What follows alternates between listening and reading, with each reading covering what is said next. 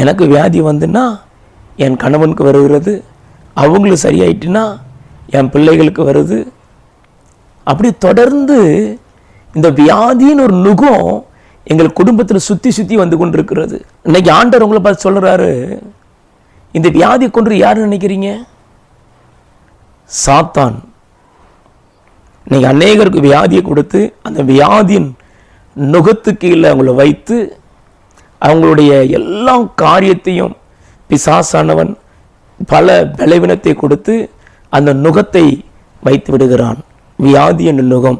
பாருங்க, 18 வருஷமாய் ஒரு பெண் கூனியா இருந்தால், 18 வருஷம் ஒரு பெண் கூனியா இருந்தால் எல்லாரும் நினைத்தாங்க, இவள் கூனி, இவள் பிறவிலே இருக்கிறது, என்ன பாவம் செய்தாலும் தெரியல, எனக்கு வியாதி வந்துன்னா என் கணவனுக்கு வருகிறது,